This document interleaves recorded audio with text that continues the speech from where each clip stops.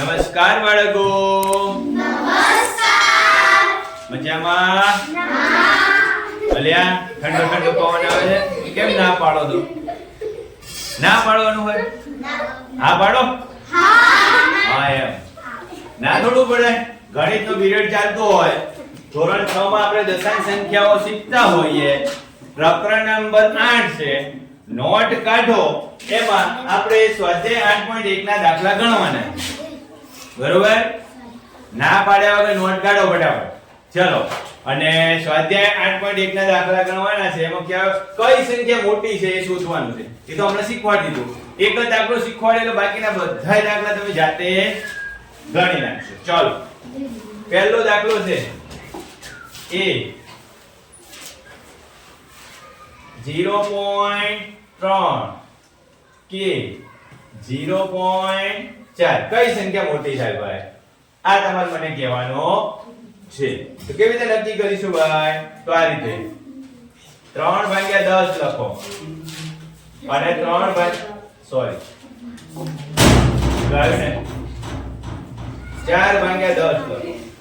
ચલો હવે યાદ કરો. આની આગળનું પ્રકરણ શીખ્યા અપૂર્ણાંક સંખ્યાઓ. એમાં મેં તમને શું શીખવાડી દો કે ભાઈ છેદ સરખા હોય અને જે અંશ મોટો હોય એ સંખ્યા મોટી. આની જોડે કેટલા છે? 3 છે. આની જોડે કેટલા છે? 4 છે. તો કઈ સંખ્યા મોટી થશે? નીચે લખવાનું 0.3 કરતા 0.4 મોટી સંખ્યા છે. સંખ્યાઓ ખાઈ ગયું. ચાલો b 0.07 k 0.02. ચાલો 7 અને 2 બેનો દાંત કાઢવાની ધ્યાન રાખો.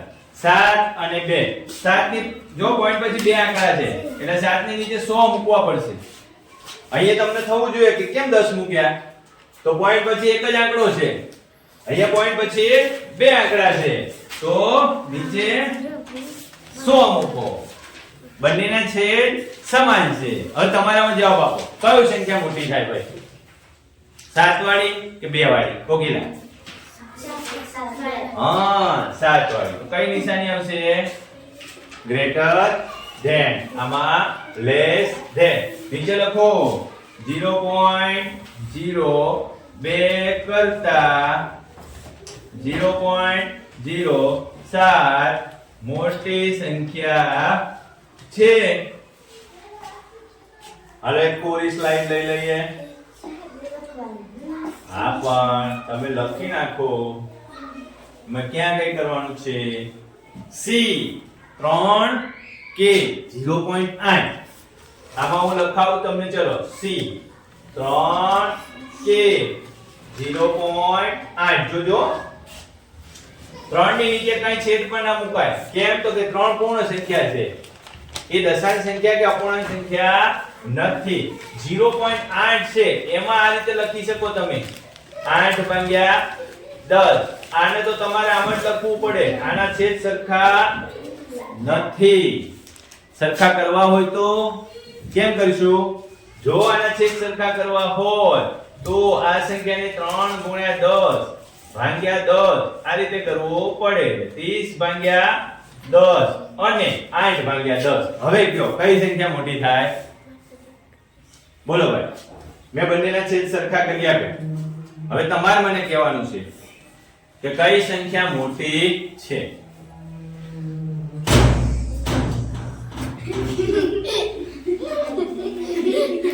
ઘરે મમ્મી પપ્પા દાદા દાદીને પૂછજો કે ભૂત હોય? તમે જોયું છે? બે પ્રશ્નો પૂછવાના. જો હા પાડે તમારે પૂછવાનું તમે જોયું છે? પ્રત્યક્ષ જોયું હોય તો કયો. ઉડતી ઉડતી હવામાં વાતો સાંભળી હોય તો નહીં. ઈ વાર્તાઓ આપણે સાંભળવાની નહીં. તો તમે પ્રત્યક્ષ જોયું છે અને બતાવી શકશો તો કહેવાનું. બરોબર? બાકી કઈ ડરવાની જરૂર. એ પવનના કારણે બારી ખોલ બંધ થાય છે પણ અવાજ કેવો મસ્ત આવે. એ ભૂત આવ્યો હે ને એટલે ભૂત કાંઈ હોય નહીં આ ધ્યાન રાખો અત્યારે દિવસે ના હોય હાલો જો 30 ભાગ્યા 10 અને 8 ભાગ્યા 10 મને કયો જોઈને ખબર પડે કઈ સંખ્યા મોટી છે કે નાની છે જલ્દી બોલો 8 નાની છે આ 30 છે બેન આઈ મગજ રાખ કે અડધું ઘેર મૂકીને આવે હે તે મને આ જોઈ નહીં લગતી ચાલો સી પતી ગયો હવે આપણે ડી ચાલો ડી માં 0.5 કે 0.05 ડી 0.5 એ 0.0 હવે જોજો આ ધ્યાન રાખજો ભાઈ 0.5 છે એટલે 5 ભાગ્યા 10 આવું લખાય અને 0.05 છે એટલે 5 ભાગ્યા 100 લખાય જો બંનેના છેદ સરખા કરું છું 100 કરી નાખું બંનેની નીચે કેટલા કરી નાખું 100 એટલે આના હું 10 વડે ગુણી નાખું એટલે 100 થઈ જશે એટલે આ 50 ભાગ્યા 100 થશે અને આ 5 ભાગ્યા 100 થશે હવે મને કયો કોણ કહેશે કઈ સંખ્યા મોટી થાય 50 વાળી સંખ્યા મોટી થાય તો તમારે લખવાનું 0.5 એ 0.05 કરતા મોટી સંખ્યા છે રેડી સી ડી પછી ઈ માં કેટલું છે 1.23 કે 1.2 ચાલો મને કહેજો 1.23 કે 1.2 એમ જ છે ને યસ ચાલો 1.23 એટલે હું અહીંયા 123 ભાગ્યા 100 લખીશ કેટલા લખીશ 100 123 ભાગ્યા 100 લખીશ બરોબર અને અહીંયા 12 ભાગ્યા 10 લખો 12 ભાગ્યા 10 લખો જૂના નિયમ પ્રમાણે જોઈએ છેદ સરખા કરવાના છે શું કરવાનું છે છેદ સરખા કરવાના છે ચાલો છેદ સરખા કરો આ 10 આ 123 છે અને આ 120 થયું ભાઈ હવે મને કયો કોણ કહેશે 123 ભાગ્યા 100 મોટી કહેવાય કે 120 ભાગ્યા 100 મોટી કહેવાય કઈ સંખ્યા મોટી કહેવાય હાલો એટલે નથી ખબર પડતી પ્રિયંકા આવડે રાજુ શિખર આ બેમાંથી કઈ સંખ્યા મોટી છે જલ્દી બોલો હા 23 1.23 એ 1.2 કરતા મોટી સંખ્યા છે રેડી કોને લખતું લે આ ધ્યાન રાખો આ આપણે જોવાનું છે ઈ પતી ગયો ને 0.099 કે 0.19 f 0.099 કે 0.19 આવું છે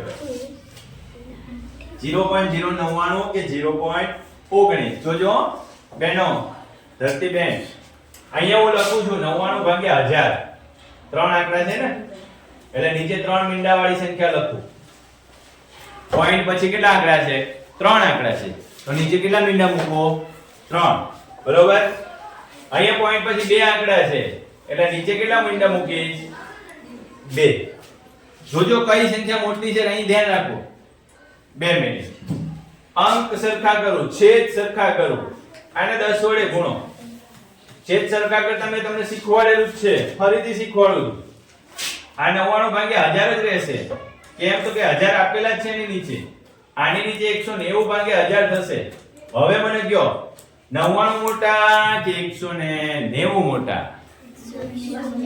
બરોબર તો તમારે લખી નાખવાનું કે ભાઈ 0.099 કરતા 0.19 મોટી સંખ્યા થાય છે. F પછી કયું આવશે ભાઈ? જોઈ લઈએ. G 1.5 કે 1.50? જોજો 1.5 કે 1.50 કઈ સંખ્યા મોટી છે કયો? જોઈ મને કયો પછી શીખવાડો. ચલો 1.5 કે 1.50 કઈ મોટી થાય? હવે હું તમને ગણાવું બતાવું આપણે નક્કી કરીએ. ચાલ 1.5 એટલે 15 ભાગ્યા 10 લખો. જોજો 15 ભાગ્યા 10 લખો. આ કેટલા લખો? 150 ભાગ્યા 100 લખો. કેટલા લખ્યા? 150 ભાગ્યા 100. બંનેના છેદ સરખા કરો એટલે મીંડું મીંડું ઉડાડો. હવે 15 ભાગ્યા 10 થઈ ગયું અને આ પણ 15 ભાગ્યા 10 કઈ મોટી કહેવાય? હવે કયો કઈ મોટી કહેવાય? સરખી જ થઈ ને, તો બંને વાર નિશાની કઈ આવશે? બરાબર. કઈ નિશાની આવશે? બરાબર. સમજ પડી? કોઈ પણ સંખ્યા દશાંશ ચિહ્ન પછી ગમે તેટલા મીંડા મૂકો ને, મીંડાનું કોઈ મૂલ્ય નથી. તમે મીંડા મૂકી શકો. એટલે 1.5 પછી હું અહીંયા મીંડા મૂકી શકું, અહીંયા પણ વધારે મીંડા મૂકી શકું. તમારે એ ખાસ ધ્યાન રાખવાનું. આગળ જોઈએ. કયો આવ્યો દાખલો ભાઈ? 1.431 કે 1.490?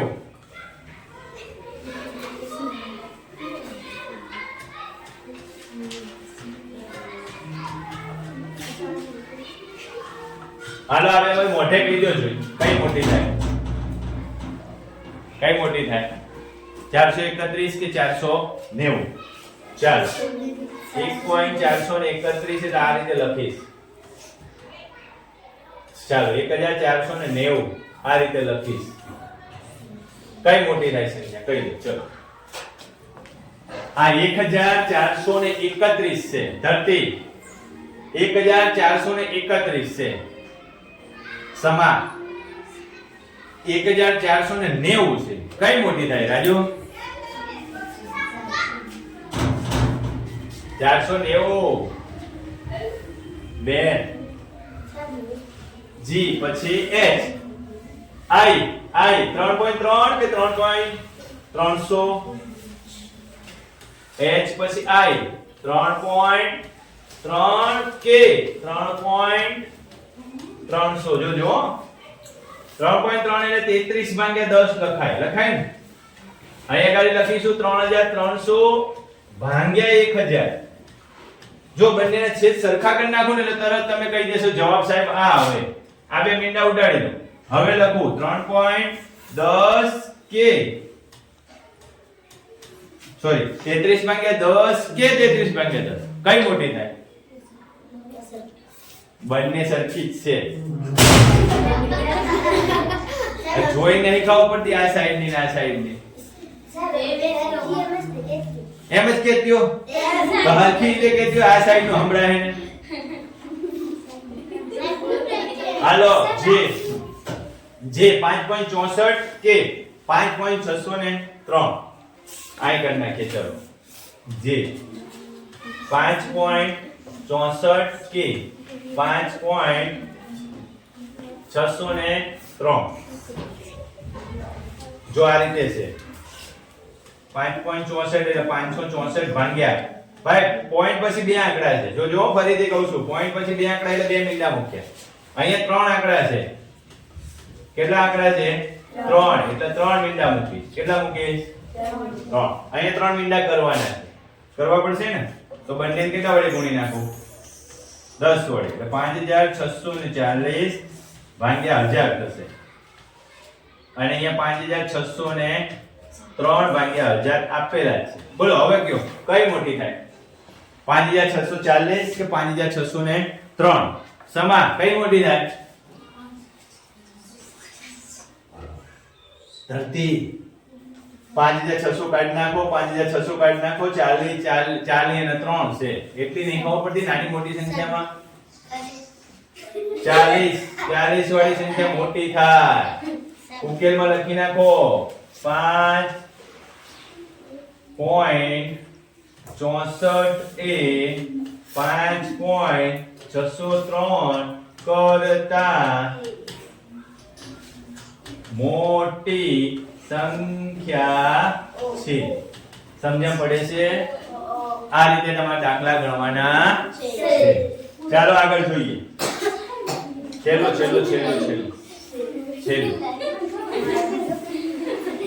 પહેલા દાખલામાં જે ગણ્યા ને એવા 5 વધુ ઉદાહરણ લેવાના છે અને મોટી સંખ્યા નાની સંખ્યા બતાવવાની. હું તમને આપું છું, તમારે જાતે મને કહેવાનું છે.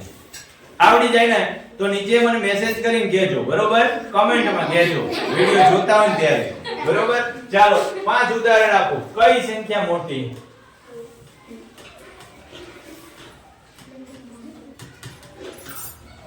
રેડી? ચાલ પહેલું